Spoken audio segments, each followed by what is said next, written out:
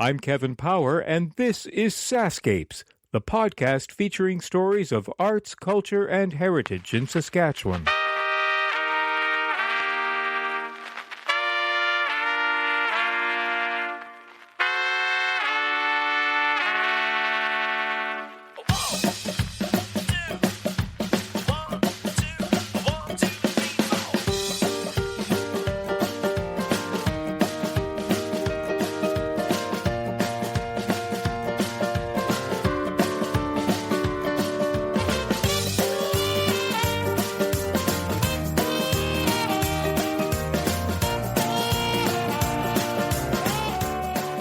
Welcome to episode 88, the first of 2019. This episode of SaskScapes is sponsored by the Southwest District for Culture, Recreation, and Sport, Incorporated.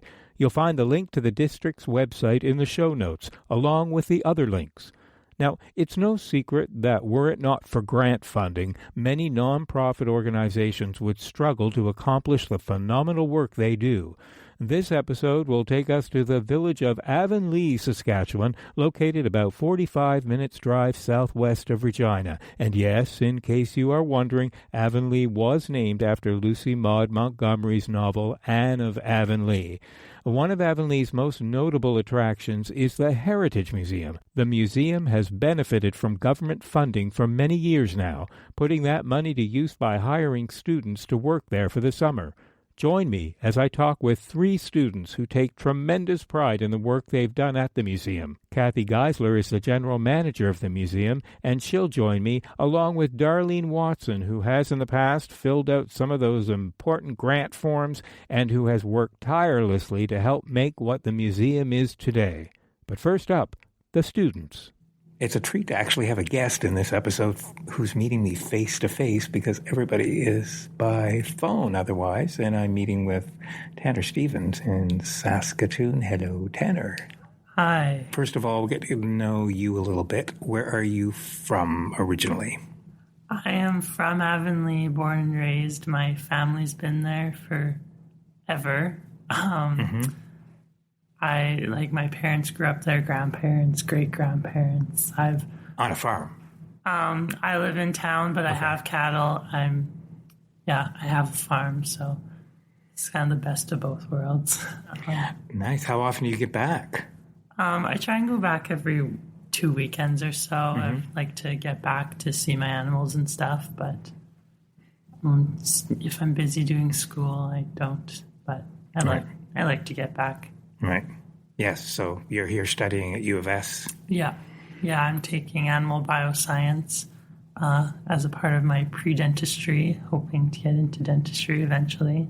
Those are two very diverse fields, but then on top of that, you go off and work at a museum which deals with history. So tell me where your connection with history comes in. Had you had an interest in history prior to that job? Yeah, I love history. I love learning about all kinds of stuff that's happened in the past. And I love family history too. And being from Avonlea my whole life, I learn a lot about my own family's history and the history of Avonlea, which I love so much. Right. So how did you find out about the job at the museum? Well, I know other people who had worked there in the past, and they had posters up and all around town. And I'd been approached by one board member another year prior about possibly working there, and it just seemed like an awesome summer job. Like, it's one of the best summer jobs you could ever have. So when you were living in Avonlea, you probably have memories of going to the museum yourself when you were a student. Yeah, I always went as a student, and I'd gone with family before, and I hadn't been to the Badlands before working there, but I knew all about them. And yeah, I'd been to the museum several times as a visitor rather than a tour guide. Yeah. So what's the experience like as a tour guide versus being a visitor? Did you have a big learning curve, or because you grew up there and had visited often, did you already have some background knowledge of a lot of the things that were in the museum? I had a lot of background knowledge from family stories and from my interest in history already. I knew a lot of stuff, but it definitely did take a lot of learning the everything that our museum specifically has to be able to give the perfect tour that we enjoy giving. Since your family is from there, were there any things in the museum donated from your family? Yeah, there's a few. Really? Yeah, there's a few artifacts of my family, and there's actually a picture hanging up in one of the rooms of my great grandparents. Wow, so it's really cool. So when you give tours, you get to introduce this picture as a part of your family. Yeah, if anyone asks about that picture, I get to say, I'm related to them. So that's fantastic. What a great sense of pride. Mm-hmm. So have you had that kind of feedback from board of directors about how fantastic it is that there's this sort of infusion of young blood in the museum? Yeah, me and Jaida are the same age, and we've gone to school together since kindergarten. So we've loved working there, and the board members love us, and they made a new position on the board for youth advisors for us to be a part of the board and give them some advice in what we think should be done. So what's some sage piece of advice that you may have passed on to them? Well, I mean, maybe not. Maybe that's not the question. Maybe the question is, where would you like to see the museum go? Well, yeah, we're always growing. We're always trying to develop new new exhibits. We are recently trying to build a new agriculture building for all of our agriculture artifacts, including our thresher and all that. And then after that, we would love to see new exhibits developed in where the previous artifacts have been. And me and my coworkers have always been brainstorming ideas and what we could use that we already have, what we could try and find to incorporate in our museum to recreate old Avonlea, kind of. And we'd love to the Avonlea Heritage Museum, so we focus on Avonlea area, and right now our main street only has a few stores, and we'd love to develop more stores from other previous stores that have been in Avonlea in the past. Right. How many years have you worked there so far? I've worked there 4 years. However, my first year was only part-time, so 3 full-time years. 3 full-time. Yeah, and it's a full-time job, right? I mean, you just don't pop in a couple of hours a day. Yeah, it's 6 hours every day for 5 days a week, and then if there's more stuff needed to be done or anything, I've popped by to check on things when I'm not at work. If someone's working alone and needs help, I've been there before. Do you all keep in touch with each other afterwards? Well, you and Jaida probably do. Yeah, me and Jaida are friends, and I talk to Micah still. We're pretty good friends too. It's all right. We get to know each other fairly well working together. On a busy summer day, how many visitors would you get coming through the museum? A busy day would probably be 4 tours or so. That's that would be a pretty busy day. It takes about an hour to do a tour, so it'd be pretty busy for the full day. Now, the Badlands tour is part of the museum, right? The offering, or is that a separate thing? It's a separate kind of thing. Okay. We do a Badlands tour every Saturday. It's more of it's a 2-hour hike more, and it's just 5 minutes out of town or so. And now that's so much more different kind of history. It's all the geological, archaeological, you see dinosaur bones and stuff, and it's more paleontology and all that. So it's totally different from the heritage in the museum itself, but it's so much fun too. It's one of my favorite parts. I love giving Badlands tours, hiking, seeing all the animals, plants, and all that. Do you now see students from the school you went to come to visit the museum while you're working? Well, because you're working there in the summer, so they're maybe just about done, but still in school for a little bit? Yeah, we do some kids' games and stuff throughout the summer, so I definitely see them all through that, and I see some of them coming for different tours, but I haven't really, they do school tours every year, and I haven't been a part of those because I was always in school. But I always see them during the summer kids activities or during market days or stuff like that.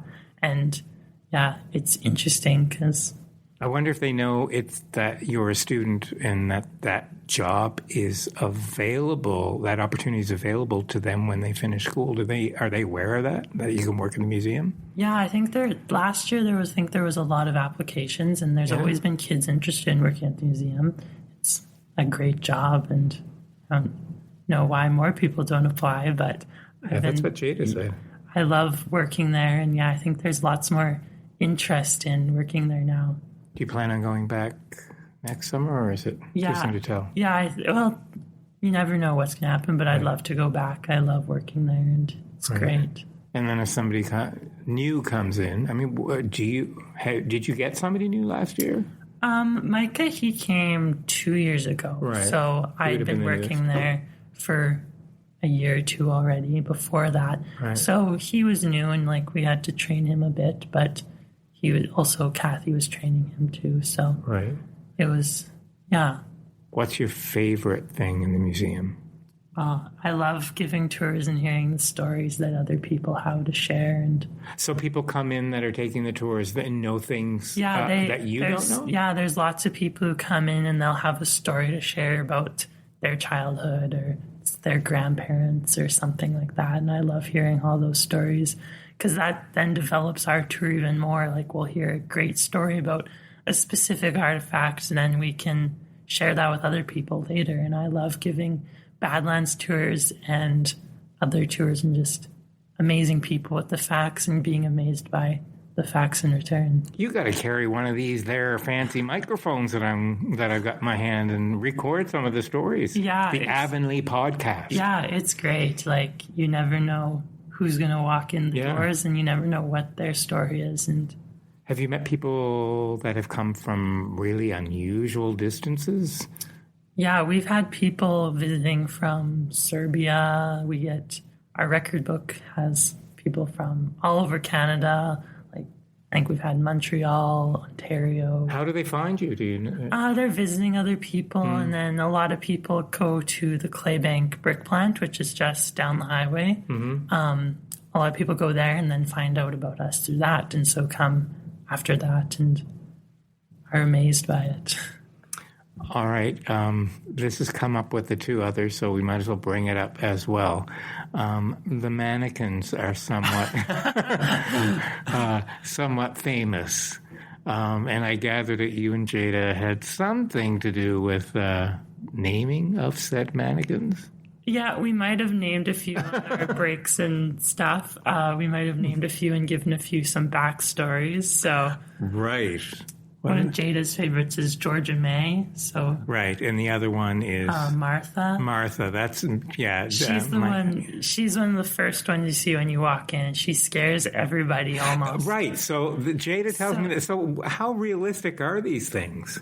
They look like real people, and just glancing at them, they will scare a lot of people, especially because you walk in and go around the corner, and she's kind of in the back corner, looking away. She's busy in the kitchen working, is how she's set up. So she doesn't move. No, but she scares a lot of people just glancing because they don't expect her there. Yeah, I wasn't a fan of mannequins before going, so I was kind of scared of them. All right. So naming them really helps calm things down when you're working alone and you see all these people around you. Does one have to do mannequins' laundry at any point? Or how does that work? No, I don't think. No, we cover them because we close in the winter. We cover them with sheets to keep the dust and stuff off. Right. But I don't think we've had to wash any mannequins' clothes yet. Right. We had a squirrel break in last winter and knocked one of the mannequins over, but I don't think we had to. That's a very strong squirrel. Yeah, it came down the chimney and. Oh, wow. Are the clothes that are on the mannequins vintage clothes? Yep. Yeah. Donated? Yeah, they're all donated. By local people? Local people is mainly who we get donations from, but there are a lot of people who hear about us and donate things that way. You grew up in the area, but working at the museum, was there something that you found out that you had not known before about? Oh, yeah, definitely. I learned so much working there. What's the most interesting thing you learned about the area that you hadn't known? Well, I hadn't really known a lot about the Badlands before working there, and now I know everything basically. What's the most interesting thing about the Badlands? Oh, the dinosaur bones, maybe? Yeah, the dinosaur bones, the plants and stuff. And is some of that stuff on display in the museum? Yeah, we do have a few displays of a few replicas of dinosaur bones that were found there, and different bison skulls, First Nations weapon points, stuff like that. And we have we have a beautiful mural room done by Paul Garrity, and he has done a depiction of a buffalo jump that's right by the Badlands. Paul, tell me about Paul. Paul Garrity. He lives in Avonlea now. He does Badland tours too. Oh. He's very involved with the museum, but he's an amazing painter, and he's done murals for like the Royal Tyrrell Museum, Royal Saskatchewan Museum. Wow. I think he's even done some in the Royal Ontario Museum. He's done them all over. And he's done a lot for the museum. He's done a whole room that's dedicated to Avonlea before the plow. So it's all the First Nations and bison and stuff like that. And he's done beautiful murals in there. And then he's also done Northwest Mounted Police March West mural in the train station. And he's also done a beautiful mural of Avonlea for the centennial on the side of our rink. Oh. Did you know all this before you started working in the museum? I knew about Paul and I knew about the murals, but no, it's very scripted, kind of. It's very, very tailored. Is it? Do you have a script that you memorize, or does it just after a while get by route? After a while, it just comes to you, and each of us have our own specific tour. Like if you go with Jaida, you might hear a lot of different facts that I might not tell you, or I'll tell you some that Micah or Cathy won't tell you. We all have our own very tailored scripts from working there. But we do have a tour script that kind of tells us some basic facts that we like to share with everyone. Maybe I'm being unfair, but I always just think all of this stuff has become incredibly corny and uninteresting to younger generations in the age of Nintendo. We're sitting right beside a room where it's primarily intended for Nintendo Switch games, and all that stuff. And maybe there's room for both things in a person's life. But growing up on the farm, I would think that your life sort of revolves around the farm and then things that are happening at the rink. And is it kind of dorky to be interested in local history? I mean, my friends have teased me a bit, but I mean, I love it. I think history is so important, and I find it so interesting, and especially Avonlea history. Like I've been in the town my whole life. My family's been in the town their whole lives. I hear all these stories at Christmas dinners and stuff. So I find it so interesting working there and learning about my town and my family and everyone else's family that I know. Why would you encourage students to work in a museum? It's honestly amazing. It's like my favorite. I love going to work every summer. Like going to school, I'd always be dragging my feet, but going to work, I love it. I'm up and ready to go to work all the time, and it's a great day. I'm done by 5 every day, and you don't even have to know a whole lot. Like, because you get trained. Because, yes, you get trained, but giving tours is one part of the job. Like, we're also developing exhibits, doing research, writing articles for our newsletter. We're doing all the maintenance work, like cleaning and everything. And we do so much more. We do market days, so we're busy preparing for our barbecue and our market days and, like, planning kids' activities and all that. So it's so much more than just giving tours all day. Like, that's a great part of it, but it's, if nobody comes that day, we don't have to give a tour, and we're busy doing other things. We keep busy all the time. Working in the museum, does that count as any kind of a credit toward studying on the university level? I mean, is there any acknowledgement that you've done that with your summer? No, I don't think it really counts that much. I mean, it probably looks great on a resume. Right. Sure. Working at a museum. Right. And it's way cooler than working at, say, a grocery store or something like that. Right. Like, people always assume I'm this kind of genius working at a museum. I guess they need to get me to know me maybe a bit better. Right. Well, yeah. Well, I mean, that's part of the illusion, right? Yeah. Is to make them think that this is your specialty. Yeah, and lots of people think I want to go into history, which I love history, but dentistry is what I really want to do. Yeah.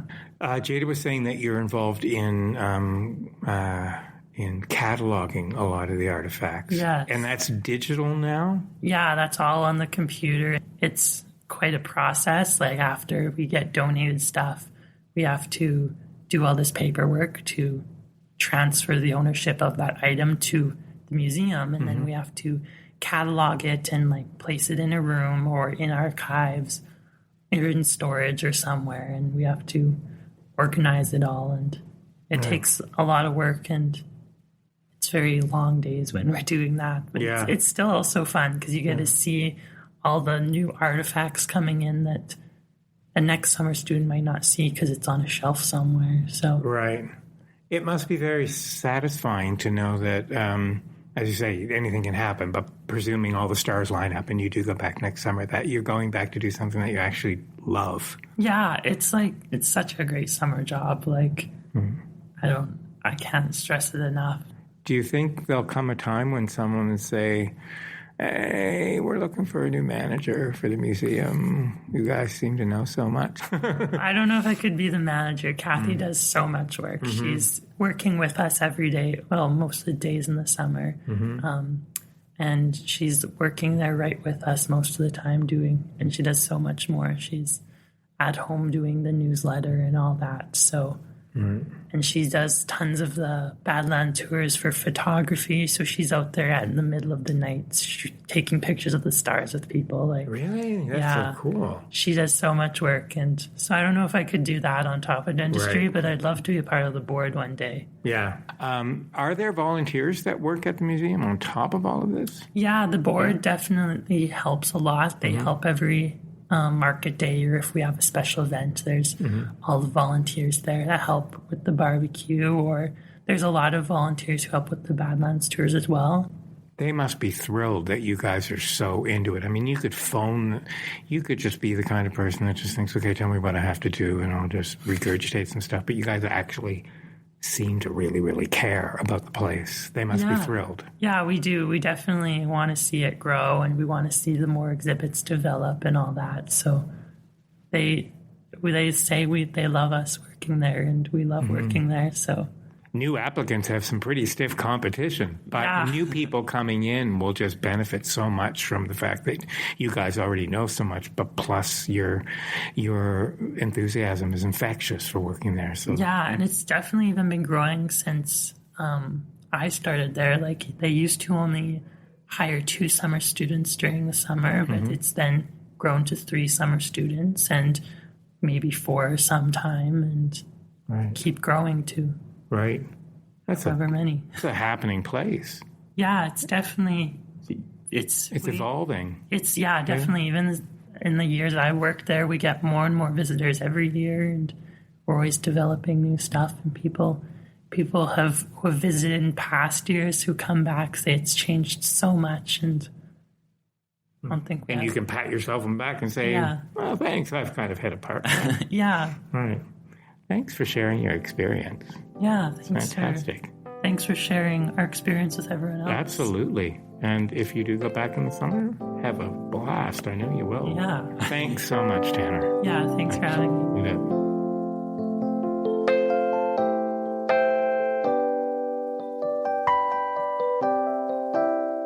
Hey, Micah, thanks for joining me all the way from Calgary, Alberta. I'd like to start by asking you how you first learned about the summer job at the Avonlea Museum. After I graduated, I had a summer to spend, and I needed to work. And my family farm is out by Avonlea, and so my dad made me aware of the the job at the museum, and then I thought, well, sure, I'll give that a shot. Now, had you had any prior experience working in museums? No, I had zero experience at, like, working with museums or anything like that. But I don't know. I thought it'd be nice to just spend my summer out at the farm for the summer and then just work on the side. And this job is pretty much full time for the summer, right? Yes. So I worked 5 days a week, and there are 6-hour days my first summer working there, but my second summer working there, it's 5 days a week and then 8-hour days. What was your first day like when you started? I'm guessing you probably had to go through some kind of training? Yeah. I kind of got a tour of the museum, like as if I was like the visitor. It was just myself and another person that was there my very first day there, and they just showed me around the museum and got me familiar with what my position would be like. And so tell me about one of your favorite and unusual things found in the museum. Probably the mannequins we have there. Yes, I've been hearing a lot about these mannequins from the others as well. Tell me more. One of them was named Martha, and my first day entering, and I thought that was a real human, but nope, it's just a mannequin. Well, it sounds like you and Martha made good friends. Now, I'm curious to know, what were you responsible for when you weren't giving public tours of the museum? Usually I'd be writing up articles, so, well, a multitude of things, like, yeah, I'd write up, like, we have these newsletters that we'd send out to the community, and we'd write articles on things going on at the museum. So sometimes I'd be working on that. Other times I'd be taking pictures of artifacts so that they could then be cataloged. Micah, in some of the other small towns I visited, places like museums are often run by a group of volunteers. So it's pretty great that there's funding available for young students to work there. Often volunteers are of an older generation, and I'm wondering, what kind of positive feedback did you get from locals as far as having young adults like yourself take an interest in the local history? Our museum board is largely like lots of older people on it, no one that's younger, so they're very much wanting to keep that going, because we don't really want it turning into something that, like, yeah, I guess we don't really want to lose our history. So, right. I guess it's nice that, yeah, to have younger people learn some of the history so that they can then carry it on. Yeah, and Micah, you're helping to do that through this job. As I said, it's great to have this kind of funding available. What words of encouragement can you offer any young adults listening to this podcast who are learning about this kind of summer job and don't have previous experience or a background in something quite different? It sounds like it can really be a great learning experience.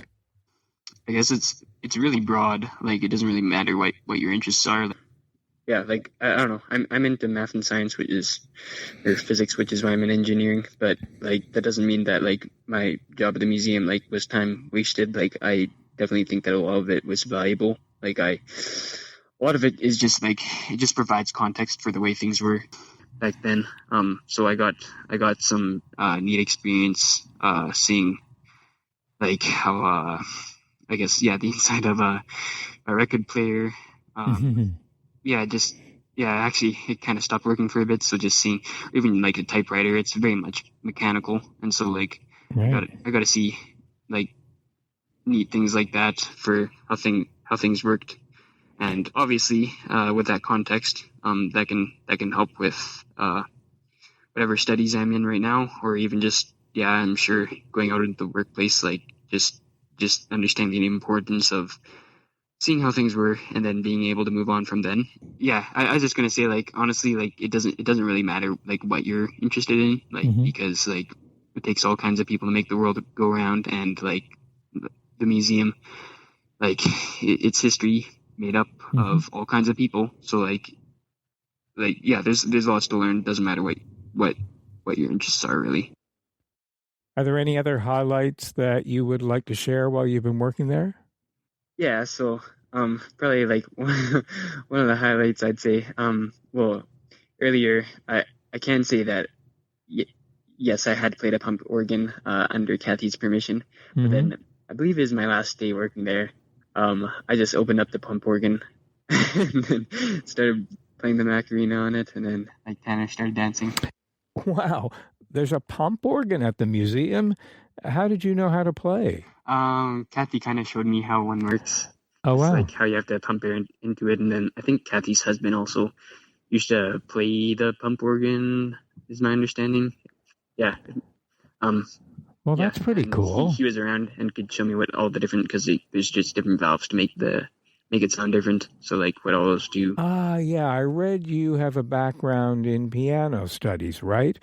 So that's probably why you took to the pump organ so well. Hey, you could go on tour as a professional pump organ player. Oh yes. Yeah, I don't know. I like the piano a lot. That's what I would have done if it weren't so risky to go into music. Hopefully I'll be able to make a living off of it. Who knows? I'm just going to be doing music on the side after I graduate, but yeah. Micah, I've really appreciated you taking the time to share some of your experiences through this job. It's been great speaking with you. You too. Bye. Bye-bye.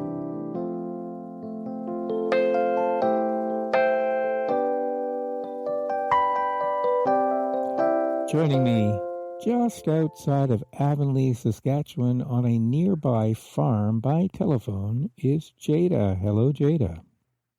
Hi.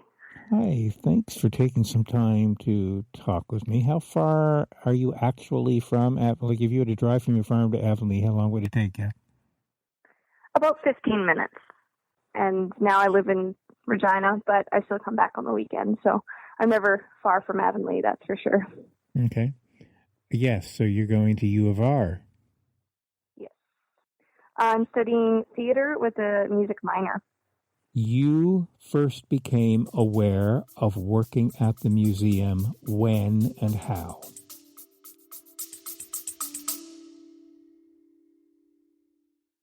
Hey, it's Kevin. I hope you're enjoying the episode so far. Just a quick reminder that the SaskScapes podcast is available for free on your favorite podcast app, or you can stream it from your browser. Check out the show notes for the link. On the SaskScapes homepage, you'll notice something new under the logo called SaskScapes Plus. You can't miss it. There's a big button saying support with a heart icon next to it. I'd love it if you could click on that button and help keep this podcast series going. When SaskScapes launched in May 2014, it was the first podcast in the province celebrating arts, culture, and heritage. In fact, you'd have been pretty hard-pressed to find any Saskatchewan podcasts. So I'd like to think that we paved the way. It's been because of your support that this podcast is now in its 9th year. Okay, that's it. Enjoy the rest of the episode.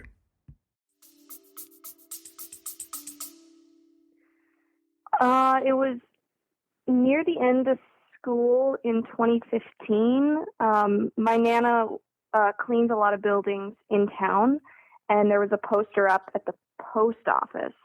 And because I love history so much, she said I should apply. And I did. And I got the job. And I've worked there for the last 4 years ever since, and hoping to go back this spring if they'll let me. All right. Well, then you're the person to talk to about the Avonlea Museum and this program. When you knew that you were going to have the opportunity to work there, it must have been pretty cool to go work at a place that you were really familiar with as a child. Yeah, definitely. And I hadn't been, we used to go at the school, but once you get into the older grades, you don't exactly go as much.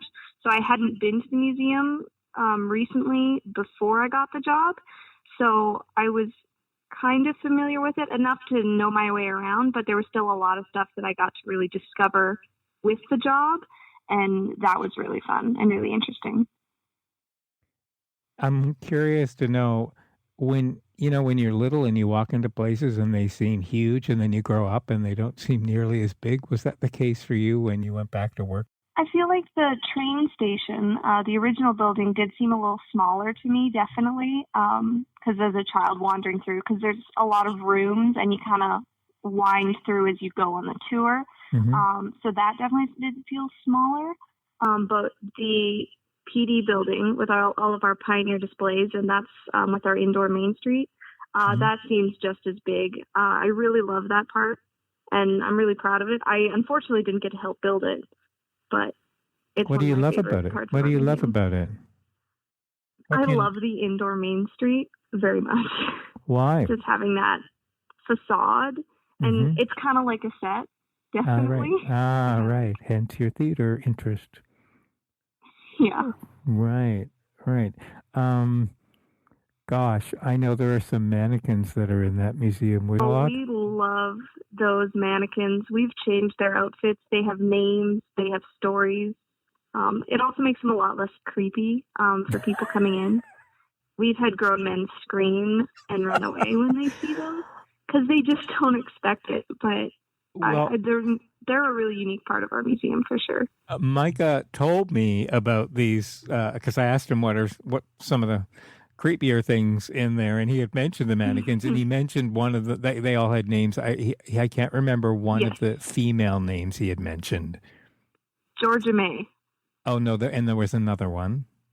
Oh, Martha. Martha. Yeah. So who named these? Who named these mannequins? Tanner and I did because we started working the same year. He was only working part-time in 2015. Right. But because we're distantly related, we went to school together since preschool, and we're pretty good friends. So we spent a lot of time with names and backstories for them all. And Martha, because she's in the kitchen, is named after Martha Stewart. Okay. That's how she got that name. So when visitors come to the museum, do you introduce them as their names and give them the back history? Yeah, usually it depends on the tour. A lot of children's tours I will. And if there's anyone particularly uncomfortable with the mannequins, it tends to calm people down a bit when they look at it and see a mannequin named Martha, despite a creepy old lady with her head turned and staring at you. Are they really that creepy? Some of them are, especially when they catch you off guard, definitely. Some of them are tucked away in corners and, they just kind of hit you. So I understand why it scares people. I know where they are and I'm used to it. Right. Apart from the inside of the museum, you also give tours in the area of the Badlands, right? I don't, but our museum does, definitely. Okay. I do a lot of the cataloging and a lot of the inside stuff, which I really like. And then the science and the physical activity is left to the others.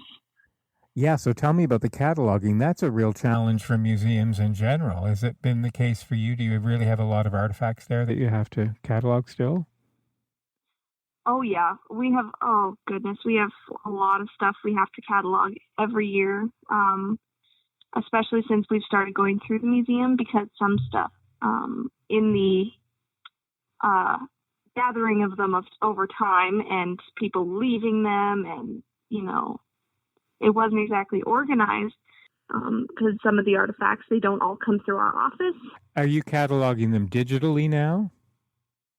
Yes, we had a specific cataloging page that Sean Geisler, who's Cathy's son, made for us for the museum, and we used that up until 2016. And then we are part of a pilot project with the Museums Association. So now we have a new cataloging system in which they took our old database and turned it over into theirs. And now we're adding through their system all of our new artifacts. And I'm the one who worked with that, so I'm really the only one who knows how to use it well enough. So it's a reason for them to keep me on. Yeah, no kidding. You're kind of indispensable. What will happen to that when you're no longer going to work there? Or might you wind up being a future full-time employee of the museum? Well, I definitely would have to teach someone. Cathy knows quite a bit of it, but some of the things they haven't quite worked out yet confuse people, and they would have to learn it if I were ever to leave. But I'm hoping that they'll keep me on as long as I want to stay. So are you doing predominantly most of the training when new recruits come in? Before Tanner and I, and now Micah, where there was repeated years of people coming back, they did have trouble with not enough people applying because for some reason a lot of kids aren't interested in history. I don't understand, but I just like that the museum's a different environment than, say, Dunnett Park or working at the store or the co-op. And I think that's something that kids should kind of pay attention to, because customer service or working on a farm during the summer, it's a different kind of experience working at the museum, and I think that some kids would prefer that to the traditional jobs that people have here, and they really should consider us. There, you've just answered one massive question as to give me your best sales pitch on why a student should work there. Because, yeah, I would think there would be this preconceived notion that you really need to know a lot about history or be studying history to even be considered for a job like that. But that's not the case, right? No, it's not. I really only had an interest in history. And I mean, I was only in grade 9 when they hired me. And I mean, over the years of doing tours, you learn so much. I know 10 times more about this town than I did when I first started. And it kind of all sticks with you. And people always think you're more educated than you are. I've been on tons of tours where they've assumed I'm in my second or third year of university studying history. Wow. And I was in grade 10. And it's just because I learned it and I know it and I have a passion for it that I'm able to convey it to them, and they just are baffled by the fact that I can remember how many babies Dr. Dunnett delivered. How many babies did he deliver? 4,532. Holy mackerel! He's no longer alive. No. That was from 1912 when the town was founded to 1957, and that's when he passed away. What I'm thinking is, are there any locals living there now that are all grown up that he delivered as babies? I believe there are, and we still have people come to the museum who their parents were delivered by Dr. Dunnett, or they know someone who was, because we do have his records. They only start in 1939. His really decent records that we have, where you can see the mother's name, the year, the weight, and the gender. And it's very interesting when people see that, because they know someone and they are looking through and so excited when they see the name. It's really fun. Having grown up in the area, having now worked at the museum, and as you say, you are passionate about learning the history. You know more about that history than maybe some people who live there. You must feel or get some feedback from locals thanking you for the interest you are taking in the local history, because a lot of times museums are largely run by volunteers, older volunteers in the community, who are constantly telling me they're concerned about who's going to carry on this history, who's going to keep the legacy of the town going. So do you get any feedback from locals about, just to thank you for the interest that you take? Yeah, because we have our board members and they often come by, and, they're really happy when we're excited about stuff. But they do as much for me as I do for them. Jean Kincaid ran the museum for the longest time. And I've called her about questions before with previous cataloging issues, and she will walk over and help me, and it's fantastic. I mean, the people in our community are so willing to help us because we're so willing to help them. It's a really great relationship because they come to the teas. They come and help on Saturdays, and they're really glad that we want to do it, but I'm so glad that they still want to do it. And it's really great that we can have that relationship, because a lot of them I wouldn't necessarily know or be really close with without this opportunity.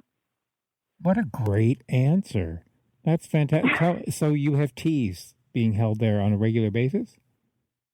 We have one tea every summer, and it's for the members who pay and get free tours, and lots of times they will help out with stuff.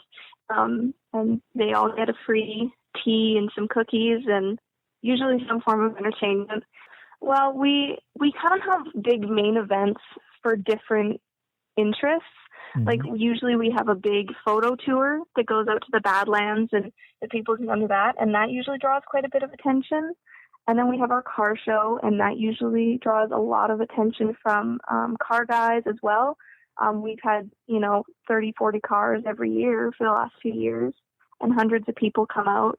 Even last year when it was so hot, it was 40 degrees, and we still had people come out for the whole day to support our museum and support the guys' cars, which was really fun. And then the tea is another big draw for the people in the community who might not necessarily be interested in cars or, want to come to the museum 17 times during the summer because they helped bring it to what it is today. But it's a nice thank you from us to them that they did contribute so much for us. So those are the locals. Assuming there are a lot of tourists that come through the area that stop in and visit the museum. Do you have any stories about people that have come from places surprisingly far away and their impressions of the museum? Definitely. We actually keep a list of all the places that people are from.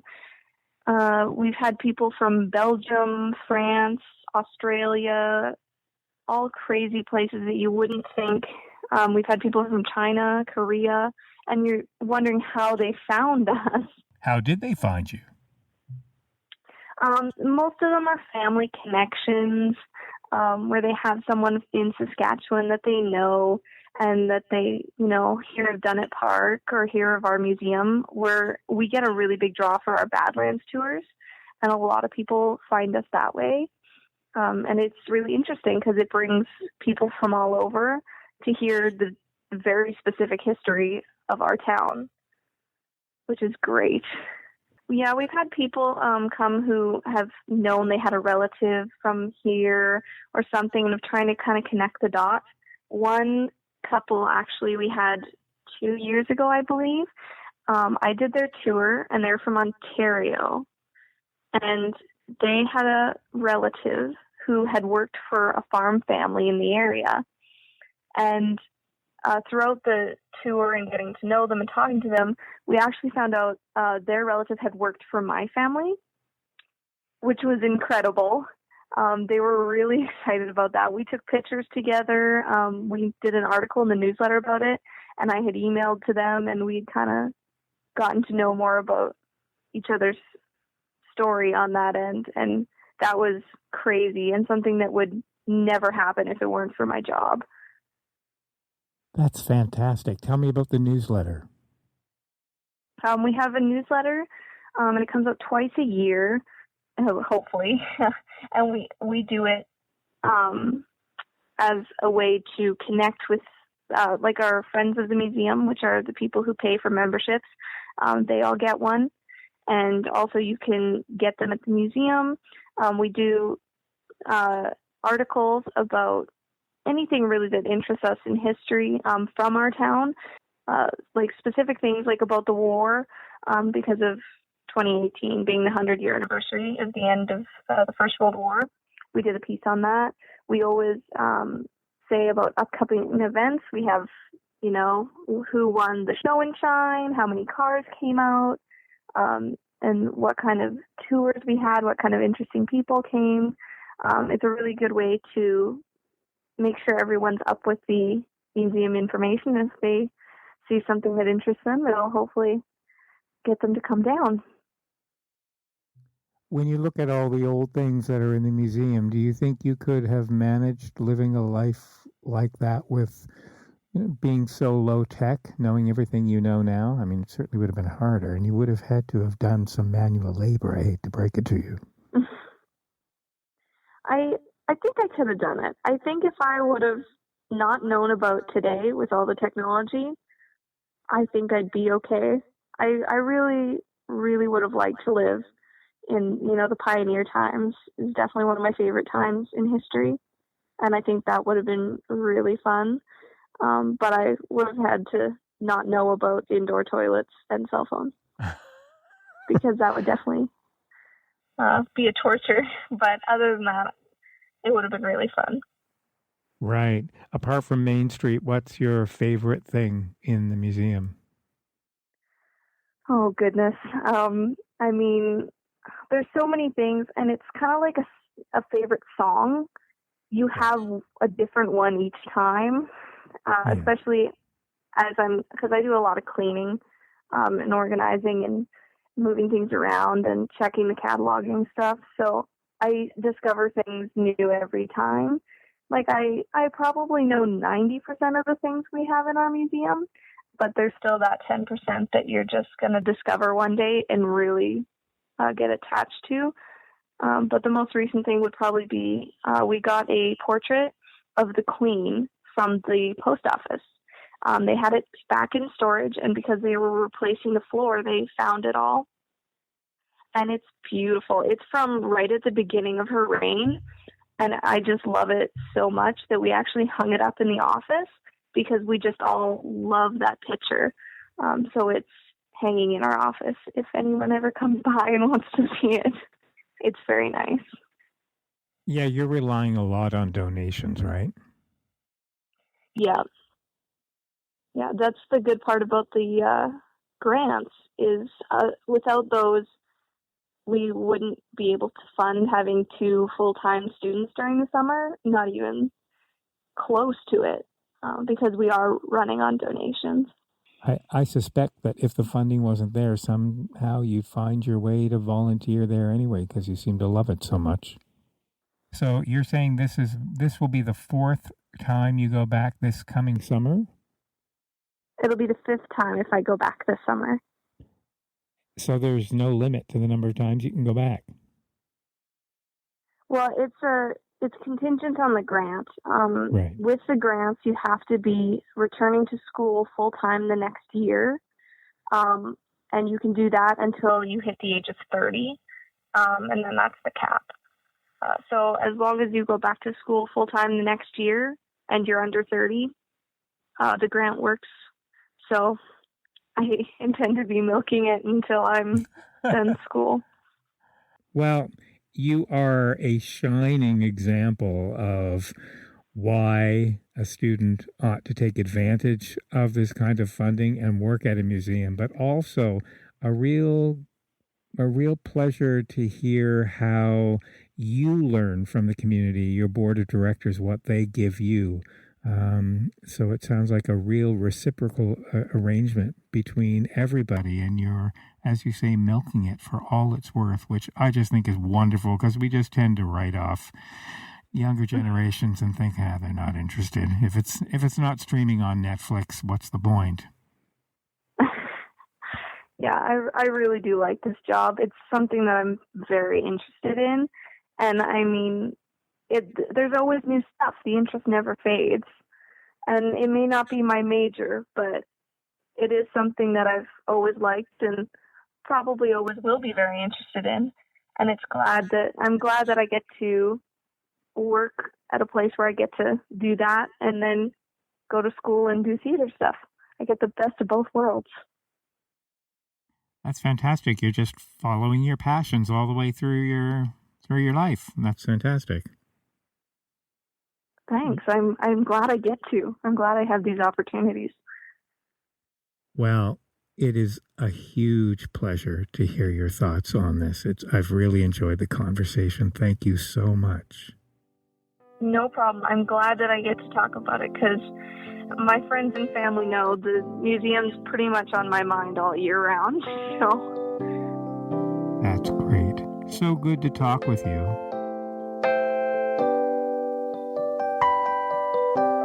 Cathy Geisler is the general manager of the Avonlea Heritage Museum, and she joins me by telephone, and I'm jealous because Cathy has fled the Saskatchewan winter and is basking in the warm state of Arizona. Hello, Cathy. Hello.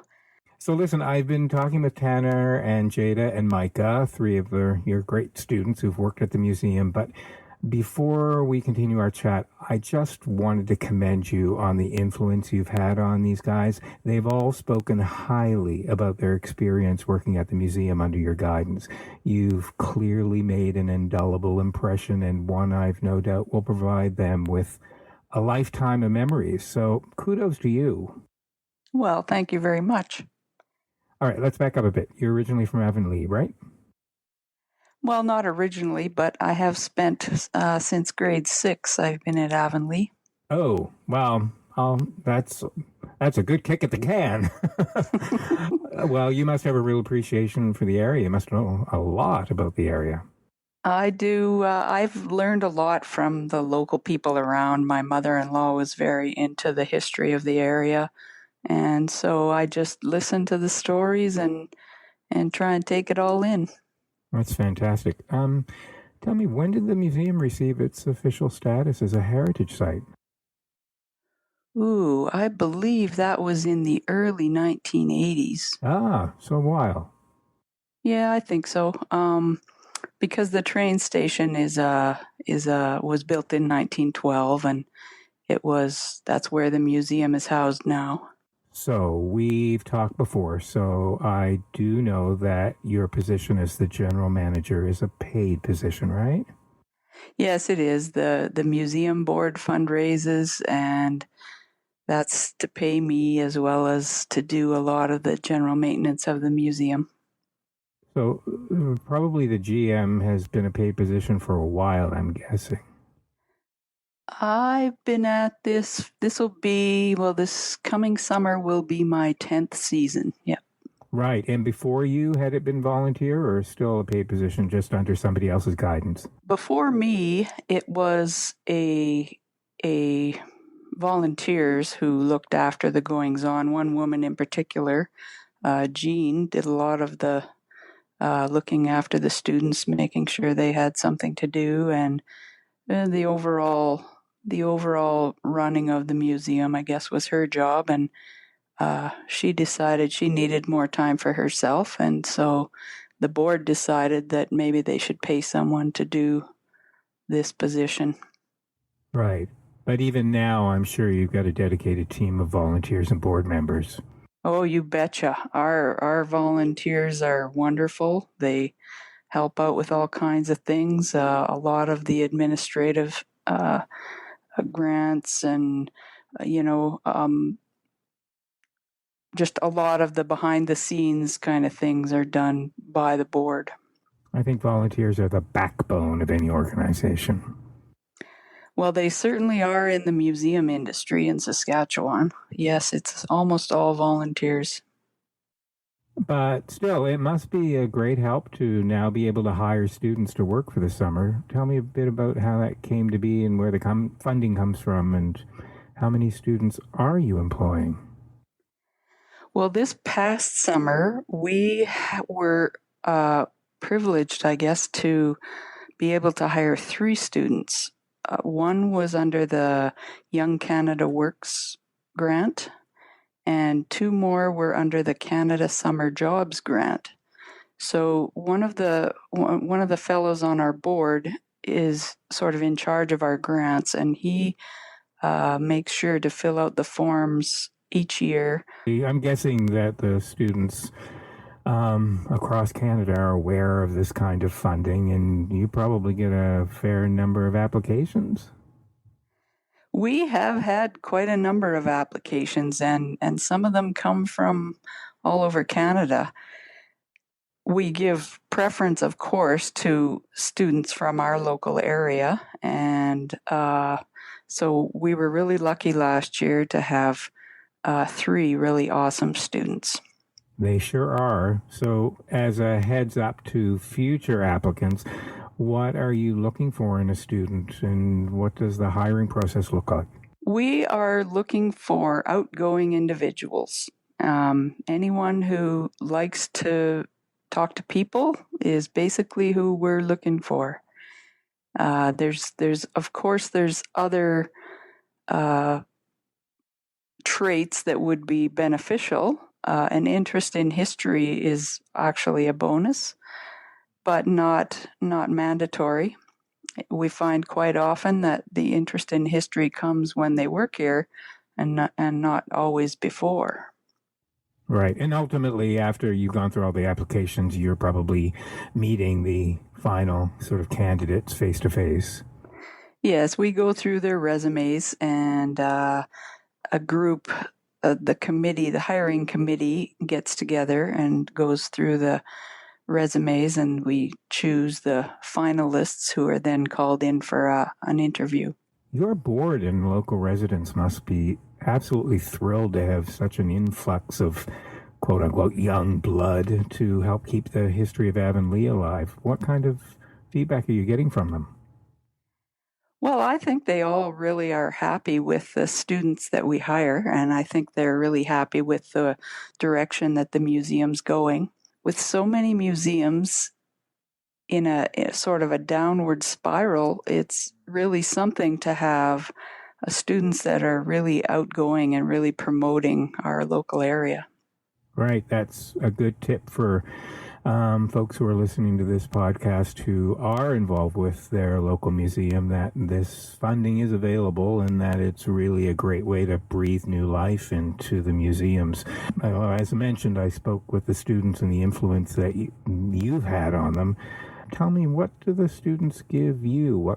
What are you left with at the end of a summer when you say goodbye to them? What kind of feelings are you left with about the whole experience? You know, I really enjoy the change in the students from the beginning until the end. Usually on their first few days, they are scared. And, you know, they've never done this before. And so for some of them, it is their first job paid. And so at the end of the summer, or even after a couple of weeks sometimes, I see a major change in the students. And I really enjoy seeing how they gain so much confidence just by being at the museum for a little while. That's so great. You're so lucky to be able to be involved in that. Moving forward, this is a broad question, I realize, but what's the vision, say, the next 5-10 years for the museum as far as expanding the museum itself? But is there the possibility to expand the number of students that you can hire, or is the funding really kind of limited to well, let's see, you said you've had 3 so far, so could you go more than 3? I think going more than 3 students would depend on the number of visitors to our museum over the course of the summer.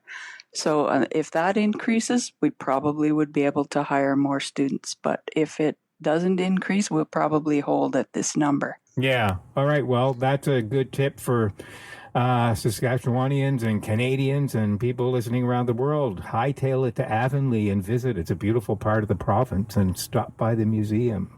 The students told me that there's some hope about expanding the museum physically itself and giving yourself a bit more space, because I'm a gathering you've got a lot of things to find places for. Yes, one of our improvements over the next few years will be the construction of a new building. We plan to move our agricultural displays to another building, and then in the current museum pioneer display building, we're going to add another side to our Main Street display. So right now we have one side of Main Street, and we would like to finish the other side.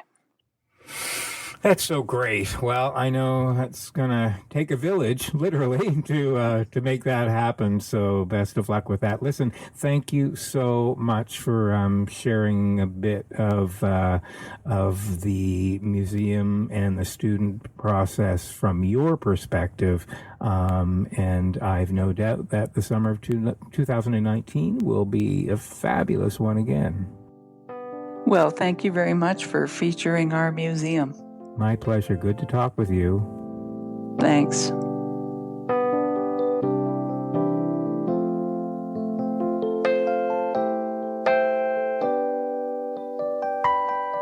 So I am joined by Darlene Watson, who is currently in Avonlea. Hello, Darlene. Hello, Kevin. Are you originally from the area? I've lived here most of my life now. I guess I was born in Regina, but Avonlea would be our home. Tell me, what is your actual position and involvement with the museum? I'm on the museum board and help with the fundraising and pretty well every aspect of it. I have done some of the applying for some of the grants for our students. But at the moment, there's another fellow that's doing that. So. But without those grants, you wouldn't be able to hire the fabulous students that you have. No, we wouldn't. No, and our museum hours would have to be cut way back because they would end up having to be run by volunteers, and that's just not feasible anymore. I've spoken to the others about this and asked them the same question I'm about to ask you. The local people must be thrilled to walk into the museum and see such enthusiasm in the students you're hiring and their interest in the local history. Yes, I think they are, and we've had a lot of students through the years, and the students we've had for the last little while have been fantastic, and it's really great to see them interested in it, not just take it as a summer job. So, right. Are you in the museum working during the summer yourself on a volunteer basis? Yeah, I do some things there. Mostly we rely on our manager, Cathy, to keep the students organized and have jobs for them to do so they're not idle. And but with the ones we've had the last while, because they've worked there now for 3 years, some of them, that they're I don't know, they don't need too much overseeing anymore because they know how everything works and can do it, and it makes it a lot easier for us as a board. We can worry more about the fundraising side of it, and which happens every Saturday down in markets at the museum. So. How is the fundraising going? I know that there's sort of a long-range plan to expand the museum. Well, it's a struggle because there's other things in our community that are also major projects. Like the museum struggles to put on a large fundraiser because we have a smaller board, and so we basically end up doing smaller ones. Like we make homemade turkey pot pies. We sell hamburgers at the museum on Saturdays and other little things. And we have membership, and we're hoping to do a membership drive this year and maybe raise a little more money that way than we have in previous years. All right. Since you know the area so well, and since this podcast is listened to across the country and around the world, give me your best sales pitch on Avonlea and why people should come and visit. What's the area like? What's the village like? It's located in a beautiful spot. Like it has hills not too far away, the dirt hills, and it's not just typically flat. There's lots of little hidden treasures like the Badlands, as I'm sure may have been mentioned by Cathy. We give tours out there, and it's quite amazing. Most people don't even know it's there. And there's a great golf course around Avonlea, and of course our museum, plus some Claybank Brickworks, which is a National Historic Site. And there's other little towns with museums close by. And I don't know, Avonlea, it's also got a great little campground for the summer for people that are traveling, and lots of opportunities for people that like nature and hiking. And people are always surprised by our little museum and how professionally done it is. It's not just a collection of junk. It's very nicely displayed and interpreted well. And you would highly recommend that museums who aren't taking advantage of this government funding to hire students to do so, I'm guessing. Yes, it certainly helps our museum. I think the fact that we can be open 7 days a week all summer makes it a destination to come to, because I know as a traveler ourselves, you'll look and you'll get to someplace, it's a Monday, everything's closed, or it might be the middle of the week or something. And so we're very fortunate through hiring students through our government grants that we can get. That I think it is very worthwhile for other museums to go ahead and try to do that. Darlene, thanks for sharing your enthusiasm for your little part of the world and for your fabulous museum. I'm sorry that I'm not able to be there in person, but I know you're real close to Regina, so the next time I'm in Regina, I will do my very best to get on that. I can't believe I'm about to say this, road to Avonlea. Ha ha ha. That's right. It's the road to Avonlea. I'm sure it's not the first time you've heard that. No, and we actually probably should be taking more advantage of that, actually. Thanks, Darlene. Stay warm. It's a cold time of year. I appreciate you taking the time to talk. Well, thank you very much. Hey, thanks for listening. Music for SaskScapes is provided by Saskatchewan-born singer-songwriter Jeffrey Straker. SaskScapes can be downloaded from iTunes, Google Play, the SaskScapes app for Android devices, and all of the other major podcasting apps. Stop by and say hi to us on Facebook or follow us on Twitter @SaskScapes. I'd really appreciate it if you stop by iTunes and give us a review or star rating. That boosts the podcast series in the rankings and more people get to hear your stories. Now, if you know an individual, a group, a town that has a story to tell, I'd love to hear from you. Contact me and I'll let you know what's involved in sponsoring your own episode of SaskScapes. There's no shortage of stories to be told here under the land of the living skies, so until next time,